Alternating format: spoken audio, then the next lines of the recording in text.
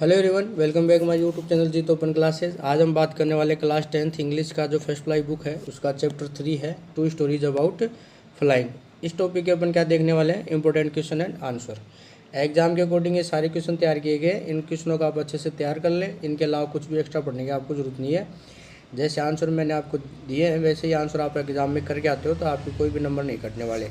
इस टॉपिक के अंदर अपन देखने वाले हैं 8 क्वेश्चन टोटल, ठीक है। सारे इंपॉर्टेंट हैं और इनके अलावा आपको एक्स्ट्रा पढ़ने की जरूरत नहीं है। इनको अगर आप तैयार कर लेते हो तो आपको कोई प्रॉब्लम नहीं होने वाली है एग्जाम के अंदर, ठीक है।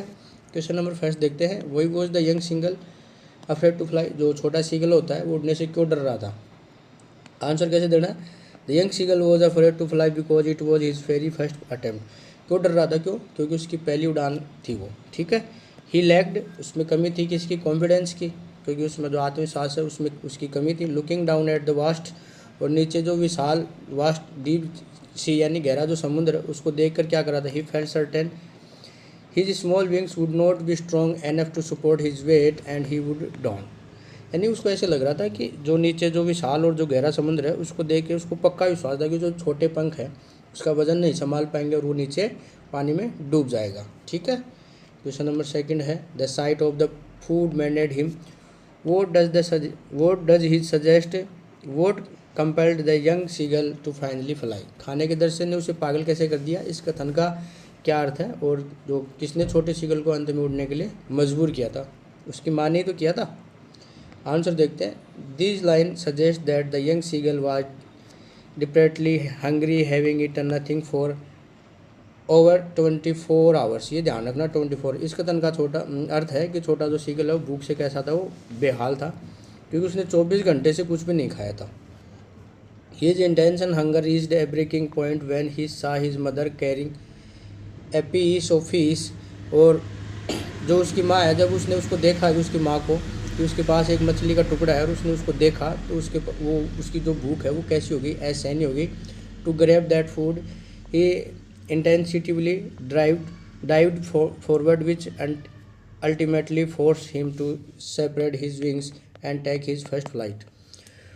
और उस भोजन को पाने के चक्कर में उसने बिना सोचे समझे आगे क्या किया, छलांग लगा देता है और अंत में क्या उसके पंख जो फैलने हैं और उसकी जो पहली उड़ान भरने पर उसको क्या कर देती है, मजबूर कर देती है, ठीक है। क्वेश्चन नंबर थर्ड है। Why was the young seagull alone on his ledge. छोटा सीगल अपने चट्टान पर अकेला क्यों था। आंसर कैसे लिखना है। The young seagull was left alone on the ledge because his entire family, his parents, brothers and sister had already flown away. क्योंकि उसके जो माता पिता है, उसके जो भाई बहन है वो पहले ही उड़ चुके थे यहाँ से। Despite their repeated motivation and warning to leave him hungry, he was too terrified to move और make an attempt to fly. उनके बार बार जो उनके जो माता पिता हैं उन्होंने उनको बार बार उसको क्या किया था, प्रोत्साहित किया था और भूख छोड़ने की चेतावनी देने के बावजूद वो इतना डरा हुआ था कि अपनी जगह से हिलने और उड़ने का प्रयास करने का साहस भी वो जुटा नहीं पा रहा था। क्वेश्चन नंबर 4 है। How was the young seagull force to fly. छोटे सीगल को किस प्रकार उड़ने को बाध्य किया गया। Answer the young seagull was force to fly through a clever trick played by his mother. उसकी माता जी वो क्या करती है, जो मछली का जो टुकड़ा है वो अपनी चोंच के अंदर उसके पास लाके आती है और वो उसको दिखाती है क्योंकि वो 24 घंटे से भूखा रहता है। She flew close to his legs with a piece of fish but stop just out of his reach. यानी उसकी जो माता है उसके पास अपनाएगी एक चतुर तरकीब के माध्यम से उसके उड़ने को मजबूर करती है क्योंकि उसकी जो भाई वो मछली का एक टुकड़ा लेकर उसकी चट्टान के करीब आई और उसकी जो पहुंच है उससे ठीक पहले रुक जाती है। ड्राइवन बाय एक्सट्रीम हंगर, और अत्यधिक भूख से व्याकुल होकर the seagull dived at the fish. और जो सीगल है वो उसके ऊपर छलांग लगा देता है, किस पे, मछली के ऊपर। As he fell into the open space fear gave away survival and naturally spread his wings to fly. और जो जैसे वो डाइव लगाता है तो वो नीचे की तरफ जाता है, आसमान में नीचे की ओर गिरा और उसका जो डर है वो गायब हो जाता है और खुद बचने के लिए उसको सर्वाइव से उसके जो पंख है वो अपने फैला देता है और वो उड़ने लग जाता है और वो ऐसे उड़ना सीख जाता है।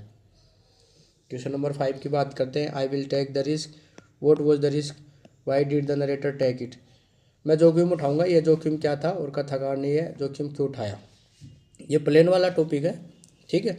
Answer the risk was flying his old Dakota aeroplane directly into a massive dark storm instead turning back to Paris. यानी जोखिम जो है वो अपने जो पुराना डकाटो विमान है उसको पेरिस वापस ले जाने के बजाय वो क्या करता है, सीधे एक विशाल जो काला तूफान है उसके बीच में उड़ाना था the narrator took his dangerous risk because he was deeply homesick and eagerly wanted to reach England to spend the holiday and enjoy a good breakfast with his family. जो नरेटर था उसको क्या था, खतरनाक जोखिम इसलिए लग उठाया क्योंकि वो अपने घर जाने की उसको क्या याद बहुत ज़्यादा आ रही थी और वो छुट्टियों में अपने परिवार के साथ रहना और जो सुबह उनके साथ बढ़िया नाश्ता करने के लिए ज़्यादा उत्सुक था वो। ठीक है, इस वजह से वो उधर चला जाता है। Question number 6, describe the narrator experience as he flew the aeroplane into the storm. जो नरेटर है उसने जो विमान को तूफान में उड़ाया था उसके अनुभव का वर्णन कीजिए। आंसर कैसे लिखना है, inside the storm the experience was terrifying. जो अनुभव था वो कैसा था, बेहद डरावना था। Everything suddenly turn pitch black, और जो अचानक सब कुछ पूरी तरह से कैसा हो गया, काला हो गया। Making it impossible to see anything outside, जिससे बाहर कुछ भी देखना असंभव हो गया था। The aeroplane began to jump and twist violently in the turbulent air, और जो अशांत हवा में जो हवाई जहाज है वो जोर जोर से उछलने और मुड़ने लगा। टू मेक मैटर वर्स, और स्थिति तब खराब हो गई। ऑल हिज इंस्ट्रूमेंट, जब उसके जो सारे उपकरण है including the compass and radio, जैसे कंपास और रेडियो है, स्टॉप, रुक जाते हैं, वर्किंग कम्प्लीटली, काम करने से पूरी तरह रुक जाते हैं। And living him lost and helpless, और जिससे वह बिल्कुल लाचार और रास्ता भटक जाता है। क्वेश्चन नंबर 7 है, how did the black aeroplane help the narrator in the storm.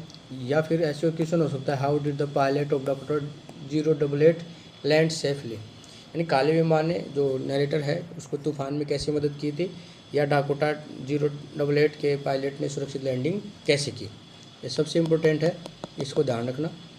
Answer के when the narrator was completely lost, जब जो नरेटर है वो पूरी तरीके से रास्ता भटक जाता है। A mysterious black aeroplane appear alongside him, एक रहस्यमय काला हवाई जहाज उसको दिखाई देता है। Its pilot wave and sign the narrator to follow him, और उसके जो पायलट ने उसको हाथ हिलाकर अपने पीछे आने को इशारा करता है। The narrator followed the mysterious plane like an obedient child through and the storm until it guided him safely down the runway for a secure landing. जो नरेटर है वो एक आज्ञाकारी बच्चे की तरह तूफान में उस रहस्यमय जो विमान है उसके पीछे पीछे चलता है, और तब तक चलता रहता है जब तक वो सुरक्षित लैंडिंग नहीं कर लेता रनवे के ऊपर, उसको रास्ता नहीं दिखाई देता। क्वेश्चन नंबर नेक्स्ट है 8 नंबर, जो लास्ट क्वेश्चन है, what made the woman in the control centre look at the narrator Stanley. या फिर इसके अलावा ऐसे आ सकता है, what were the reasons for the woman in the control room to look the narrator Stanley. ये दो तरीके से क्वेश्चन है, दोनों तरीके से कैसे भी आ सकता है। जो नियंत्रण कक्ष की जो महिला है ना उसको नरेटर को आश्चर्य कैसे हुआ देखकर, और क्या कारण था कि नियंत्रण कक्ष की जो महिला है वो नरेटर को आश्चर्य से उसने देखा। क्यों देखा, क्योंकि जो woman looked at the narrator Stanley because he asked her about the other black aeroplane that had helped him. क्योंकि जो नरेटर है उसने बताया कि जो दूसरा जो काला हवाई जहाज है उसने उसकी मदद की थी।